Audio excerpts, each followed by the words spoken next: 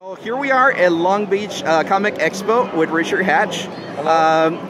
Some of you might remember him from the great Battlestar Galactica in the 80s, and of course of the rethought Battlestar Galactica recently in the early 2000s, I would say. I don't remember any of it. Yeah, just a blur, right? It's all floating around somewhere out there in the great id. Okay, now you are in this really great project that I've been watching. I can't get enough of a prelude. Can you tell us a little bit about this project and your involvement on it? Well, it's I don't want to call it a fan indie film because I think are great. I think they're doing some great work. Those films have grown, and it's proven that fans are not going to wait for the studios to create programming for their favorite stories, shows, genres. They're going to get more proactive in creating programming themselves, and they're beginning to find ways to fund these projects, and as long as they don't make money from them, they can't sell them, they can still go film them, and audiences are really following these new fan-run series, and more professionals are getting involved, and so the level of the quality, the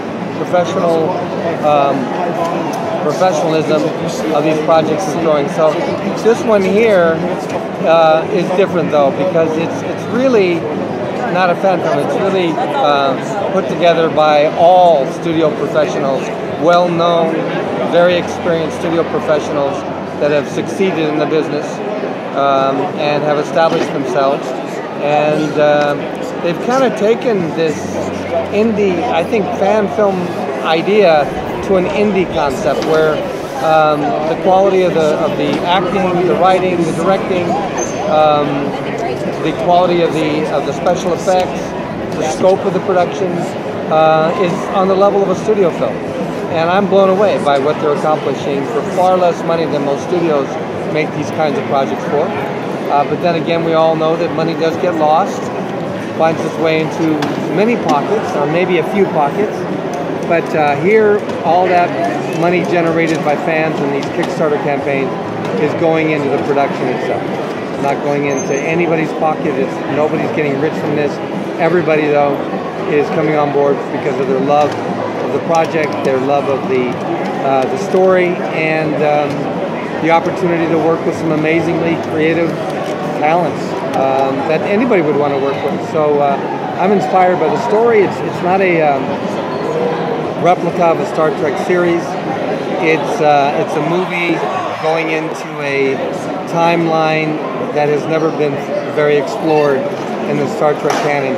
So they're really opening up a whole new window to explore some very powerful story elements that happened just before, about 20 years, 15 to 20 years before Kirk and the Enterprise became famous in our living rooms. It kind of takes place about 20 years before that, and it goes into this huge epic battle of Axanar. So I'm playing the Klingon General Karn.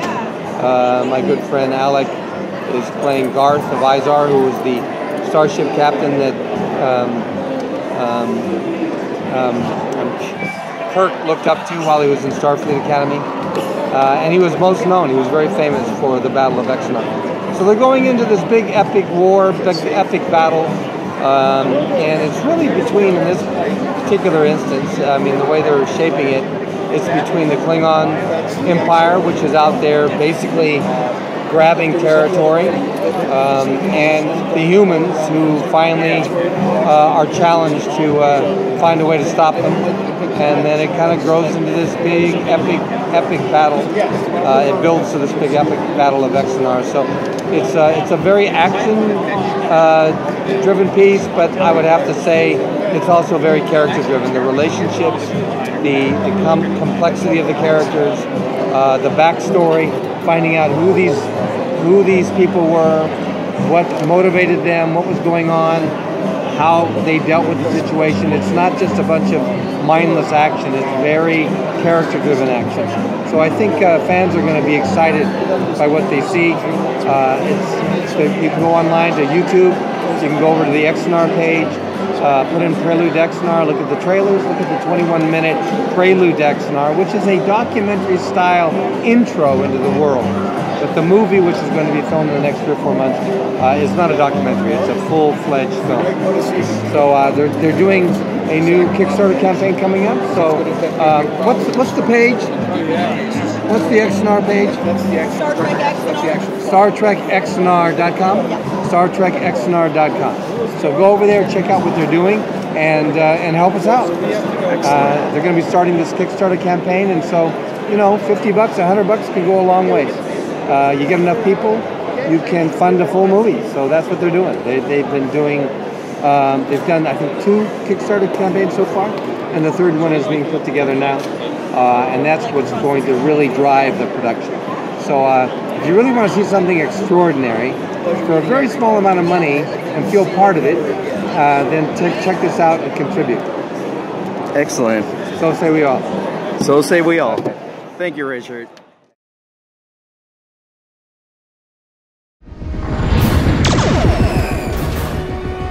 We are facing an enemy that is consumed and committed to our total destruction.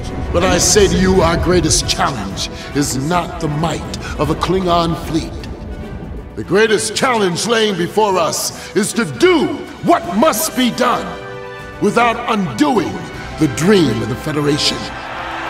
The first goal was to create a class of ship that could spring Starfleet back into action, back into battle. It was the first pure warship that Starfleet had ever built. Well, that was Ramirez's first roll of the dice. And they landed exactly the way we wanted them to, the way we needed them to. At that point, about the only thing we were doing that impressed the Klingons was dying well. Starfleet was never seen as a match for the Imperial Navy. Certainly not one that would impede the growth of the Empire. The bad blood between the humans and the Klingons meant that the job of preventing war and leading the peace delegations fell to Vulcan. Regrettably, we failed. Day after day, it was the same thing. I'd get called in to support some kind of counterattack.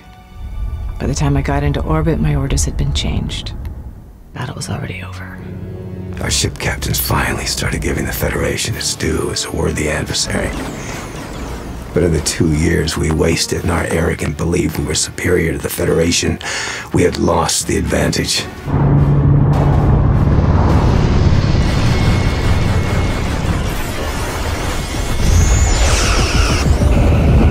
With the launch of their newer ships and the experience their commanders had gained, our progress was slowed. Axanar was the bloodiest conflict in the Federation's short history. We didn't sign up to be warriors. That's not what Starfleet's about. We proved that we could do what we needed to do to defend the Federation. I'm proud of everyone who I served with, especially those that didn't make it back. For myself, I have but one fear: destroying the dream of the Federation. Compared to such a loss, I do not fear the Klingon Empire!